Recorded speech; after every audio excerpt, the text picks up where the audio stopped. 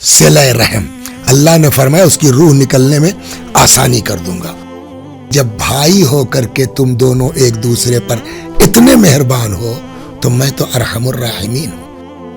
ہمارا رشتہ دار ہمارے ساتھ کیا کر رہا ہے ہم اس کو نہ دیکھیں، ہمارا امام ہم سے کیا چاہ رہا ہے ہم وہ دیکھیں۔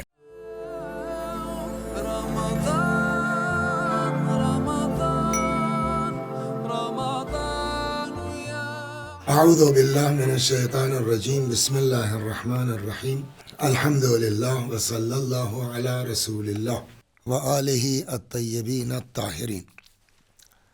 گفتگو ہماری چل رہی ہے ماہ مبارک رمضان کے عظمتوں کے سلسلے میں، اور بنیاد ہم لوگوں نے بنایا ہے رسول اللہ صلی اللہ علیہ وآلہ وسلم کے اس خطبے کو جس کو پیغمبر نے ارشاد فرمایا ہے شعبان کے شاید آخری جمعے میں، جو ہمارے یہاں خطبہ شعبانیہ کے نام سے مشہور ہے۔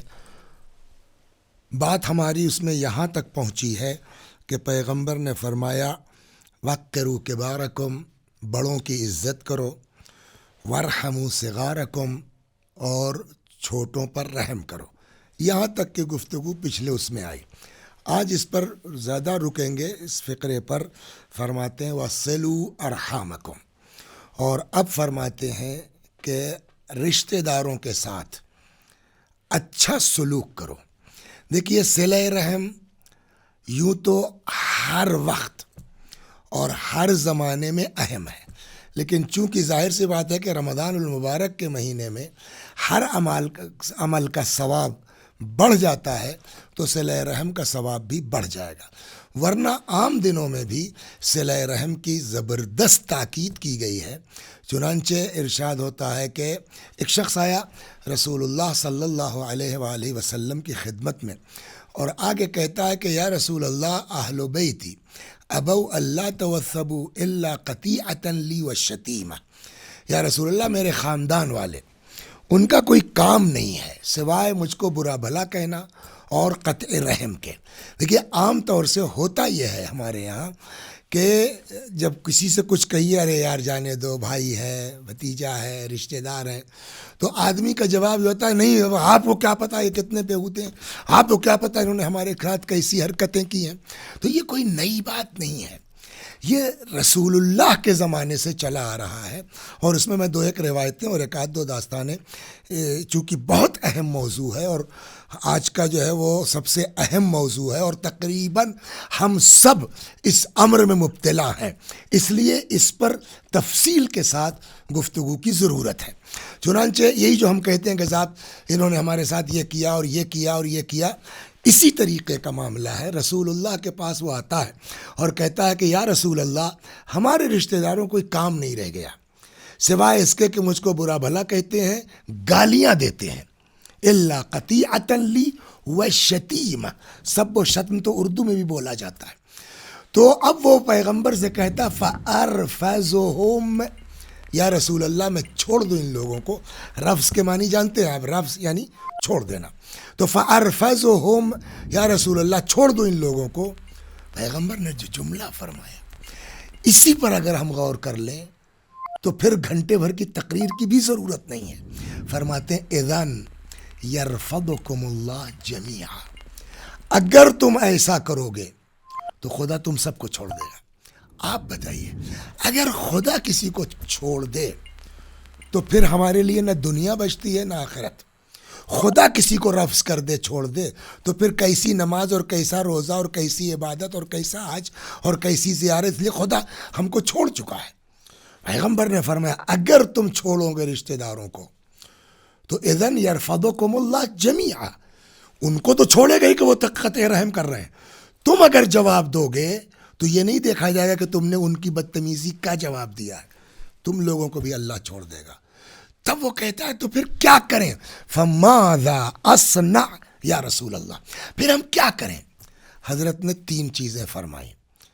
فرمایا صل من قطعک، اس سے رشتہ جوڑو جو تم سے ناتا توڑے، اس کے ساتھ صلہ کرو جو تمہارے ساتھ قطع کرے۔ صل من قطعک، तुअती मन हरमक, उसको अता करो जिसने तुमको महरूम किया है। वाफू अम्मन ज़लमक, और उसको माफ़ करो जिसने तुम्हारे ऊपर जुल्म किया है। उसके बाद जो नतीजा हजरत ने फरमाया, फ़इज़ा फ़अल्त ज़ालिक, अगर तुमने ये काम कर लिया, अल्लाह तुम्हारा पुष्ट पनाह हो जाएगा। अब आप बताइए कि दोनों में कितना फ़र्क है। एक ये कि अल्लाह किसी को छोड़ दे, उसका हश्र क्या होगा दुनिया और आखिरत में, और अगर सिले रहम करते हो सब के बावजूद, तो पैगंबर ने क्या फरमाया, अगर ऐसा करोगे अल्लाह तुम्हारा पुष्ट पनाह हो जाएगा। खुदा अगर किसी का पुष्ट पनाह हो जाए तो सारी दुनिया एक हो जाए, तब भी आपका वो कुछ बिगाड़ नहीं सकते, इसलिए कि आपके पुष्ट पनाही खुदा कर रहा है। तो जहाँ खुदा पुष्ट पनाह हो जाए, और जिस दिन हमको ये एहसास हो जाए कि वाक़ईन इस अम्र के एवज़ में खुदा हमारा पुष्ट पनाह है, तो फिर आदमी पलट के ये नहीं देखेगा कि हमारे रिश्तेदार ने हमारे साथ क्या किया, हमारे भाई ने हमारे साथ क्या किया, हमारे मामू ने हमारे साथ क्या किया, हमारे चचा ने हमारे साथ क्या किया। इसलिए कि उसके सामने ये है कि अल्लाह तुम्हारा पुष्ट पनाह हो जाएगा। एक ये, दूसरी इसी किस्म की रिवायत है। इमाम जाफ़र सादिक़ सलामुल्लाह अलैह के पास एक शख्स आता है, और उसका भी मैटर यही था, शायद कज़िन्स का मामला था, चचेरे भाइयों का मामला था, और प्रॉपर्टी को लेके था। मतलब ये कि कुछ इन लोगों ने दबा लिया था, हक ले लिया था। वो बेचारा शायद कमज़ोर था, वल्लाहु आलम क्या था, इतना ज़्यादा मायूस हुआ कि उसने आ कर के इमाम जाफ़र ने सादिक़ सलामुल्लाह अलैह की बारगाह में अर्ज़ किया, मौला ये मामला है, आप इजाज़त दे दीजिए तो मैं अपना वतन छोड़ दूँ।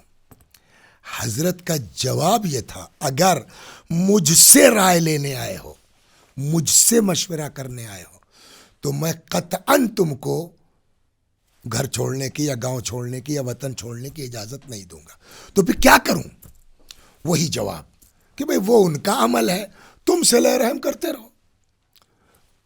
अच्छा देखिए, हम लोगों में और इमामों के असहाब में एक बुनियादी फ़र्क यह है कि हम लोग अबा कबा पहनते हैं, अम्मामा लगाते हैं, अपने को शिये अहले बैत कहते हैं, लेकिन जब इस तरह का मामला आता है तो सब मैं तो नहीं मानता इसको, मैं तो, ये हमारे यहाँ मैं बहुत है। लेकिन उन बुज़ुर्गों में क्या था, उनके अंदर ये चीज़ नहीं थी। इमाम ने फरमाया है, दैट्स ऑल, हज़रत का हुक्म है तमाम। तो अब चूंकि इमाम ने कहा कि तुम मिलते रहो, तो वो अपना मिलता रहा, वो लोग अपना शरारतें करते रहे, ये उनके साथ नेकियां करता रहा। एक मुद्दत के बाद इसकी मुलाकात फिर हुई इमाम सादिक़ सलामुल्लाह अलैह से। इधर उधर बातों के बाद तब तक इमाम, अब क्या हुआ भाई, वो तुम्हारे चचेरे भाइयों का बहुत तुम नाराज़ थे और गांव छोड़ने की इजाज़त हमसे मांग रहे थे। सुनिएगा, कान खोल करके सुन लीजिए। वो कहता है, मौला पता नहीं क्या हुआ, सब मर गए। अब सब मर गए का मतलब शायद ताउन फैल गया या कुछ और हो गया, बहरहाल कोई नहीं बचा। कहता है, मौला जितना मेरे बाप का हिस्सा इन लोगों ने दबाया था वो तो पलटा ही, उनका कोई ज़मीन जायदाद का वारिस नहीं था, हम चूंकि सगे भतीजे थे, चचेरे भाई थे, वो सब हमको मिल गया। हज़रत का जो जवाब है वो हम सबको जो है वो गिरह बांध लेना चाहिए कि बाबा जब ये अजर खुदा की तरफ से है तो हम क्यों जज्बात में आए। हज़रत ने फरमाया, जानते हो तुम्हारे साथ ये क्यों हुआ, उनके साथ क्यों हुआ ऐसा? जी मौला। कहा, उनके साथ हुआ क़त्अ रहम की बुनियाद पर, तुमको ये सब मिला है सिले रहम की बुनियाद पर। सिले रहम से उम्र बढ़ती है, सिले रहम से रोज़ी बढ़ती है, और रिवायात और अहादीस से हट करके मैं आपकी खिदमत में अपनी दास्तान सुनाता हूँ।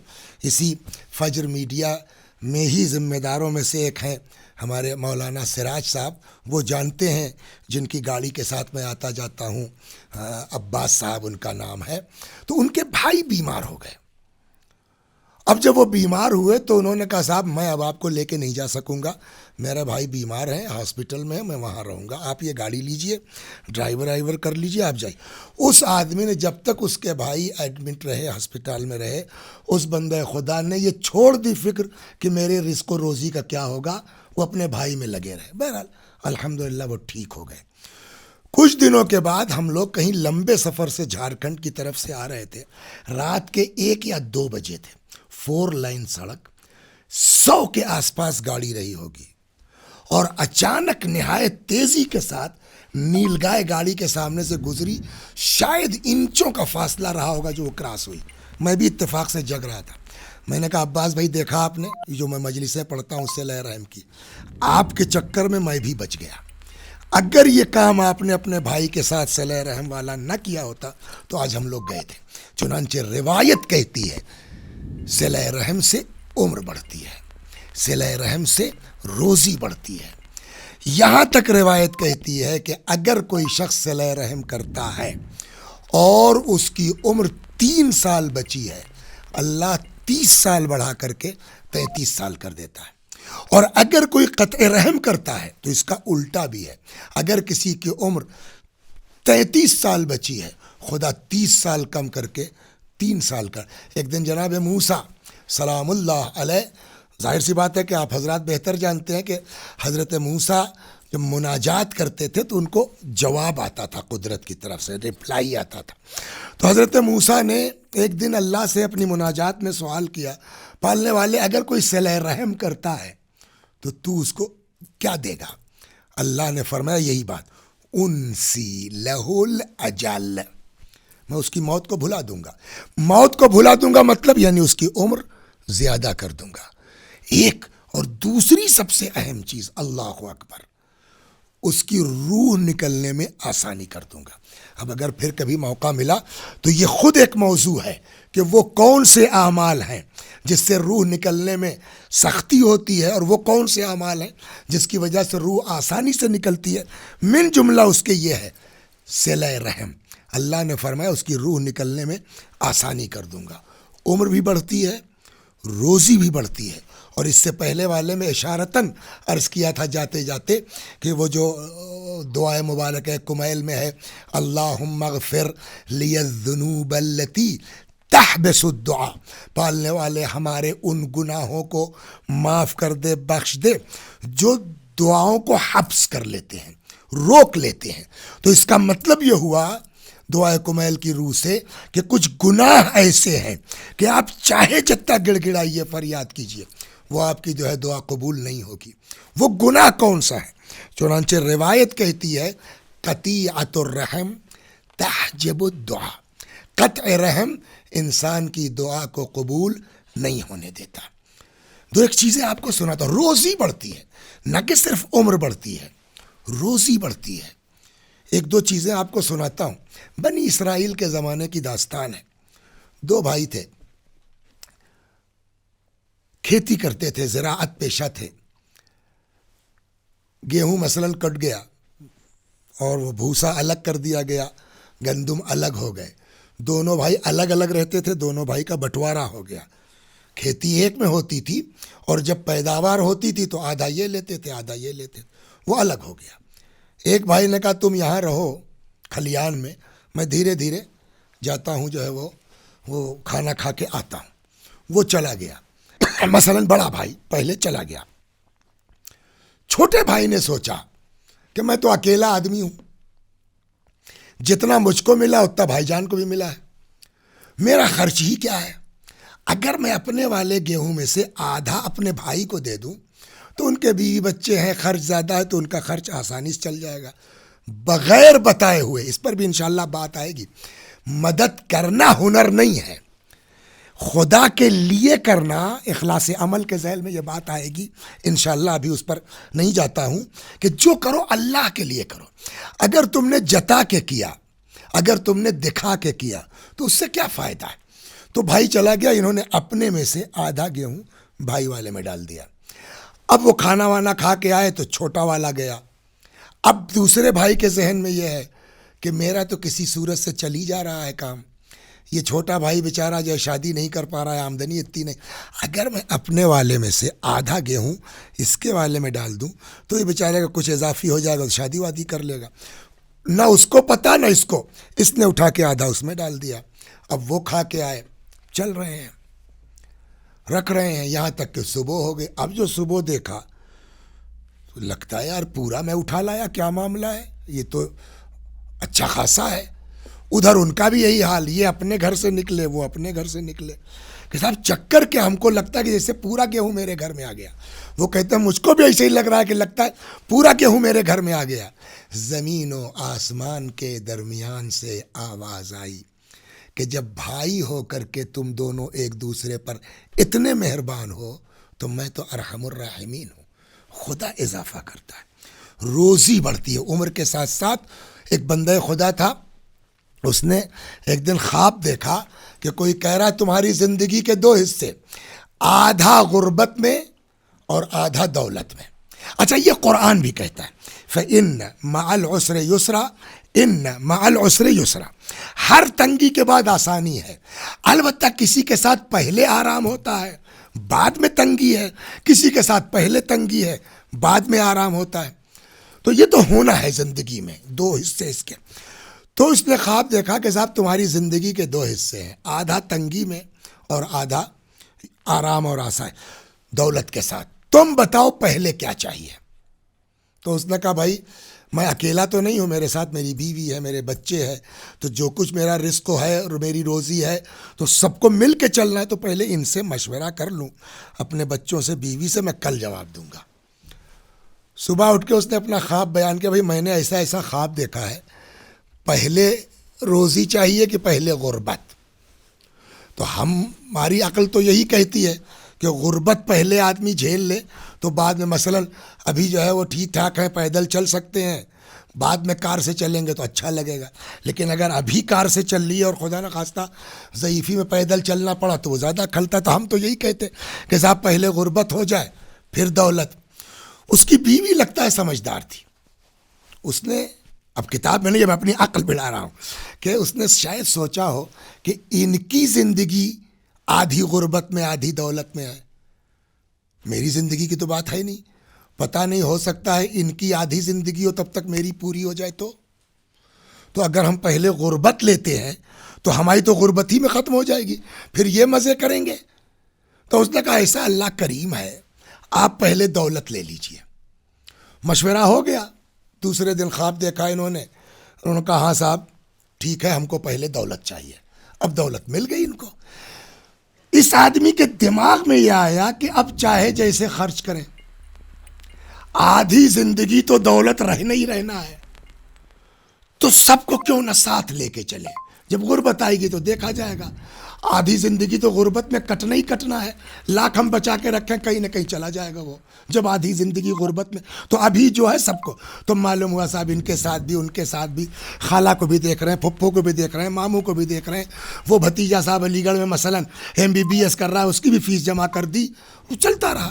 ایک زمانہ گزر گیا، پھر کچھ دنوں کے بعد انہوں نے خواب دیکھا اسی بزرگ کو، تمہاری آدھی زندگی ہوئی تمام، یعنی دولت کا زمانہ ہوا ختم، اب کل سے تمہاری غربت کے دن شروع ہونے والے تھے، لیکن چونکہ اس دولت کے زمانے میں تم نے صلہ رحم کیا، رشتہ داروں کو ساتھ لے کے چلے، اس لیے خوش ہو کے خدا نے تمہاری بقیہ زندگی میں بھی دولت لکھ دی ہے۔ صلہ رحم کا یہ فائدہ ہے۔ آخری بات آپ کو سنا دوں، وقت زیادہ ہوتا جا رہا ہے، ماہ مبارک رمضان ہے، 2-4 منٹ کا کیا، میں واقعی بڑا تعجب ہوا۔ مرحوم آیت اللہ العظمیٰ خوئی رضوان اللہ علیہ ایک دن ماہ مبارک رمضان میں ایسے ہی یوٹیوب دیکھ رہے تھے تو کسی بزرگوار نے نقل کیا ان کا قصہ، یہ کہیں کتاب کی بات نہیں، بزرگوار نے نقل فرمایا۔ مرحوم آیت اللہ العظمیٰ خوئی رحمت اللہ علیہ مرجع تقلید تھے، ان کی بیٹی کا رشتہ آیا کسی اپنے ہی رشتہ دار کا یا خاندان کا، چونکہ بیٹی نے اور جس کا رشتہ آیا تھا دونوں نے کسی ایک خاتون کا دودھ پیا تھا، رضاعت کا میٹر تھا، مگر شرعی اعتبار سے اتنے دن نہیں پیا تھا کہ رشتہ حرام ہوتا، مگر ظاہر سی بات ہے احتیاط کرنے میں تو کوئی حرج نہیں ہے. تو مرحوم آغا خوئی رضوان اللہ علیہ نے احتیاطاً رشتے سے انکار کر دیا کہ بھائی احتیاط کے خلاف ہے، دونوں نے ایک ہی عورت کا دودھ پیا ہے تو جانے دو. وہ بھی عالم دین تھے لگتا ہے، مسئلہ ان کو معلوم تھا، ان کو یہ بات بری لگ گئی کہ بھائی جب شرعاً قباحت نہیں تو آپ کیوں انکار کر رہے ہیں. نتیجہ یہ ہوا کہ وہ ناراض ہو گئے اور ربط ضبط چھوڑ دیا، کنارہ کشی کر لی، آنا جانا بند. اس میں وہ بیان کرتے ہیں، اسی کو کہتے ہیں نا کہ جو لوگ پڑھے لکھے ہوتے ہیں وہ اہل بیت کے فرمودات پہ جو عمل کرتے ہیں تب ہم کو احساس ہوتا ہے کہ یار ہم لوگوں کی تو کوئی اوقات ہی نہیں ہے، ہم لوگ خالی بکتے ہیں کہ ہم شیعہ ہیں اور مولانا ہیں اور فلاں ہیں. عمل کی منزل میں پتہ نہیں کہاں ہم لوگوں کو رکھا جائے گا کل کو قیامت میں. اس ماہ مبارک رمضان میں پروردگار عالم ہم سب کو توفیق عطا فرمائے اماموں کے فرمودات پر عمل کرنے کی. وہ کہتے ہیں کہ ہر شب جمعہ امیر المومنین کے حرم سے روضے سے زیارت کر کے نکلتے تھے، اس رشتہ دار کے یہاں جاتے تھے جنہوں نے قطع تعلق کر دیا رشتے کی وجہ سے. کھٹکھٹاتے تو وہ ناراض ہیں، دروازہ کھولتے تھے، دیکھتے تھے آغا کوئی دروازہ بند، لا حول ولا قوت. ایک دو دن نہیں، وہ بیان کرتے ہیں مسلسل 2 برس تک آغا خوئی اس رشتہ دار کے یہاں ہر شب جمعہ زیارت کے بعد جاتے رہے اور وہ 2 برس تک دروازہ کھولتے ان کو دیکھتے بند کر لیتے، مگر اس کے باوجود انہوں نے جانا نہیں چھوڑا. اب سمجھ میں آیا جو ابھی قصہ گزرا، پیغمبر نے کیا فرمایا؟ سل من قطعک، تم لگے رہو تم لگے رہو. کہا 2 سال ہو گیا. ایک دن انہوں نے کھٹکھٹایا، دروازہ کھولا، ان کو بھی ہنسی آ گئی. 2 سال سے روز منع کرتے کرتے کہنے لگے یار کوئی تم نے بھی حد کا چاہیے. 2 برس کے بعد صحیح ختم ہوا. دین یہ سکھاتا ہے. لہٰذا میں اپنے چھوٹے بھائیوں سے، اپنی بہنوں سے، اپنی بچیوں سے، اپنی بیٹیوں سے یہ گزارش کرتا ہوں، اس ماہ مبارک رمضان میں اہل بیت کے صدقے میں دعا کیجئے کہ اللہ ہم سب کے دلوں میں وہ قوت عنایت فرمائے کہ ہمارا رشتہ دار ہمارے ساتھ کیا کر رہا ہے ہم اس کو نہ دیکھیں، ہمارا امام ہم سے کیا چاہ رہا ہے ہم وہ دیکھیں. اگر یہ کر لیں گے تو اس سال کا رمضان سب سے کامیاب رمضان ہماری زندگی کا ہوگا انشاءاللہ. چنانچہ یہاں آ کے پیغمبر نے جو فرمایا تصدقوا علی فقرائکم، اس ماہ رمضان میں فقراء پر صدقہ کرو، مساکین پر صدقہ کرو. وقروا کبارکم، بڑوں کی عزت کرو. ورحموا صغارکم، چھوٹوں پر رحم کرو. وصلوا ارحامکم، ہر زمانے میں صلہ رحم اہم ہے، لیکن ماہ مبارک رمضان میں عرض کیا کہ جب ثواب بڑھ جاتا ہے تو اس رمضان میں صلہ رحم کا بھی ثواب بڑھ جائے گا. آئیے دعا کرتے ہیں پروردگار عالم ہم سب کو توفیق عطا فرمائے اس ماہ مبارک رمضان میں فرمودات اہل بیت پر عمل کرنے کی کوشش کریں تاکہ ہماری دنیا بھی سنبھل سکے، آخرت بھی آباد ہو سکے. والسلام علیکم ورحمۃ اللہ وبرکاتہ. ناظرین، امید ہے آج کے لیکچر سے بھی آپ کے علم میں اضافہ ہوا ہوگا. آئیے چلتے ہیں آج کے سوال کی طرف. آج کا سوال ہے اللہ کس کی پشت پناہی یعنی اللہ کس کی مدد کرتا ہے؟ آپشن اے ہے روزہ رکھنے والوں کی، آپشن بی ہے نماز شب پڑھنے والوں کی، آپشن سی صلہ رحم کرنے والوں کی، یا پھر آپشن ڈی شب قدر میں جاگنے والوں کی. آپ کی خدمت میں پھر سے بیان کرتے چلیں کہ صحیح جواب دینے کا طریقہ کیا ہے. صحیح جواب دینے کا طریقہ یہ ہے کہ سب سے پہلے صحیح آپشن مثلاً سی، اس کے بعد آپ کا نام، اس کے بعد آپ کے والد کا نام، اس کے بعد آپ کی سٹی، پھر آپ کی کنٹری اور آخر میں آپ کا موبائل نمبر. اور یہ بھی یاد رہے کہ یہ ساری انفارمیشن ایک ہی میسج کے اندر ہونی چاہیے. جواب دینے کا وقت کلپ اپلوڈ ہونے کے بعد اگلے دن دوپہر 12 بجے تک کا ہے. اس کے بعد اگر آپ جواب دیتے ہیں تو آپ کا جواب قبول نہیں کیا جائے گا.